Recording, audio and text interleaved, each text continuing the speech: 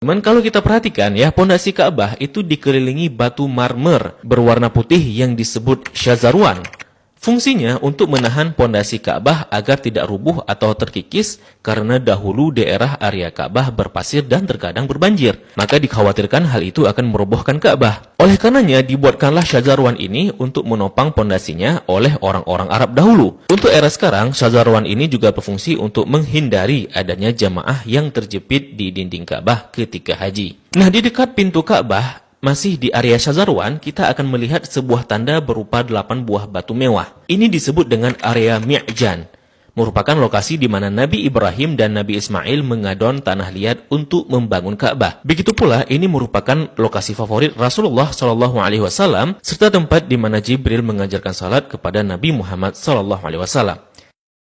Kain yang menyelimuti Ka'bah ini disebut dengan kiswah. Orang yang pertama kali menyelimuti Ka'bah dengan kiswah merupakan seorang raja dari Himyar yang bernama Tubba Abu Karb. Dahulu orang-orang Arab menggantung syair-syair terbaik mereka di dinding Ka'bah sebagai bentuk kebanggaan budaya peradaban mereka dalam bidang sastra. Dan tahukah teman-teman, jika warna kiswah tidak selalu hitam.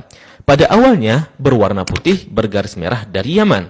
Kemudian menjadi putih, menjadi merah, kuning, hijau, dan yang terakhir hitam hingga sekarang. Tulisan kaligrafinya ditulis dengan benang emas bertuliskan ayat-ayat Al-Quran. Kiswah juga memiliki kain dalaman berwarna putih yang disebut bithana kiswah untuk meresap panas dari dinding Ka'bah. Biasanya kain kiswah diganti pada tanggal 9 Dzulhijjah dan bekasnya dipotong-potong untuk dihadiahkan kepada orang-orang tertentu. Nah, dari pintu Ka'bah, di sebelah kiri pojok Ka'bah tersimpan Hajar Aswad di dalam sebuah cangkang berwarna perak.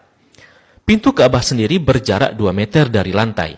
Pada awalnya teman-teman, pintunya sejajar dengan lantai. Namun karena terjadi perampokan isi Ka'bah, kemudian orang-orang Quraisy berinisiatif untuk meninggikannya. Nah, dalam perjalanan sejarahnya, pintu Ka'bah telah berubah-ubah baik bentuk, sendi maupun bahan bakunya. Pintu yang ada sekarang merupakan hadiah dari Raja Khalid bin Abdul Aziz, Raja Saudi, dan dilapisi emas murni 99 karat seberat 280 kg dengan total biaya 46 miliar. Dan itu dana dari tabungan Raja Khalid sendiri. Nah, pintu ini memiliki kunci dengan desain klasik dan secara turun-temurun sejak dahulu kala dipegang oleh keluarga keturunan Qusay bin Kilab bin Murrah. Dan pintu ini hanya dibuka 2 kali selama setahun, yakni pada awal bulan Sya'ban dan awal bulan Zulhijjah untuk dibersihkan. Dan untuk memasukinya diperlukan tangga portable. Dalam Ka'bah sendiri tidak memiliki lampu, sehingga ketika memasuki Ka'bah maka akan diterangi dengan penerangan dari luar. Nah, ketika kita memasuki ke dalam Ka'bah, maka kita akan melihat jika lantai dan dinding dalam Ka'bah dihiasi dengan batu marmer yang dominan putih. Marmer hijau menghiasi lantai dengan bentuk persegi yang dihiasi oleh marmer coklat di sampingnya. Kalau kita salat di dalam Ka'bah, maka garis ini bisa jadi batas safnya. Kalau diperhatikan, maka di sudut terdapat potongan marmer hijau.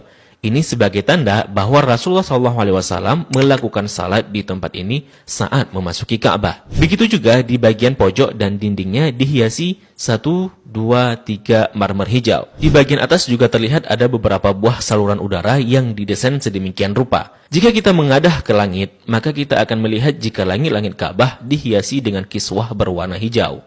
Jika diperhatikan, maka terdapat tulisan Ya Manan yang artinya Maha Pemberi. Kemudian di bawahnya sebelah kanan bertuliskan Ya Dzal Jalali yang artinya yang memiliki keagungan. Lalu di sampingnya bertuliskan Wal Ikrami yang artinya yang memiliki kemuliaan.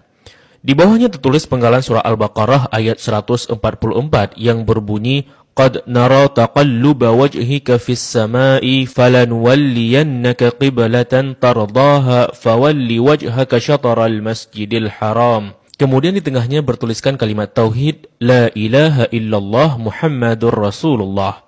Dilanjutkan di bawahnya bertuliskan surah Ali Imran ayat 96 dengan bunyi Inna awwala baitin wudi'a lin-nasi lalladzi bi Bakkata mubarakan wa hudan lil alamin. Kalimat ini tertulis berulang-ulang hingga memenuhi dinding atas dan langit-langit Ka'bah. Di bagian atas terlihat jika langit-langit Ka'bah ada 3 penyangga yang kemudian ditopang oleh 3 tiang dari kayu dengan diameter 44 cm dengan jarak antara tiang 2 meter sekian. Tiang ini dihiasi dengan 6 hiasan cincin terbuat dari emas. Bagian bawah pondasi tiang berbentuk kotak yang besarnya dapat diduduki oleh orang dewasa. Orang yang pertama kali memasang tiang di dalam Ka'bah adalah Abdullah bin Zubair saat pertama kali memugar Ka'bah selepas wafatnya Rasulullah Sallallahu Alaihi Wasallam. Di bagian atas tergantung harta karun berupa kendi-kendi atau lentera kuno yang terbuat dari emas dan perak, merupakan hadiah dari pemimpin-pemimpin negeri Muslim pada masa lalu. Kalau ditanya, kenapa kendi-kendi ini masih digantung? Ini merupakan tradisi yang sudah ada sejak masa silam. Nah, di bawahnya, tepatnya di antara tiang, terlihat sebuah meja heksagonal berwarna putih dengan atasannya dihiasi marmer hijau. Memiliki kabinet penyimpanan dengan 2 pintu dan 4 engsel. Memiliki 2 pegangan. Ini berfungsi untuk menyimpan bukhur dan minyak wangi seperti kasturi, ember, gaharu, dan sebagainya yang nantinya digunakan untuk mencuci dan membersihkan Ka'bah. Dan ini merupakan wadah untuk menaruh wangian. 2 sisi dinding Ka'bah terdapat 1, 2, 3, 4, 5, 6, 7, 8, 9, 10 buah plakat yang tertempel di dinding Ka'bah dengan warna yang berbeda dan terbuat dari batu alam. Salah satu yang mencolok adalah plakat yang tepat berada di depan area Rasulullah SAW. Plakat ini berisi kaligrafi dengan style kufik murabba yang tertulis La ilaha illallah Muhammadar Rasulullah. Selain itu juga ada plakat lain yang berisi maklumat mengenai renovasi Ka'bah oleh Raja Khalid bin Abdul Aziz. Sepertinya plakat lain juga berupa maklumat renovasi Ka'bah oleh pemimpin-pemimpin Muslim sebelumnya.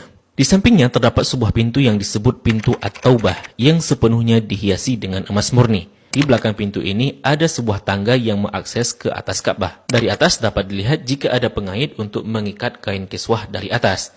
Dan bahkan kita bisa juga salat di atas Ka'bah. Jika Ka'bah tidak diselimuti kiswah, maka penampakannya akan seperti ini. Nah, kiswah Ka'bah akan diganti setahun sekali dan harganya mencapai 50 miliar dengan berat 650 kg. Kiswah juga berfungsi untuk menghindari dinding Ka'bah dari keretakan akibat panas matahari.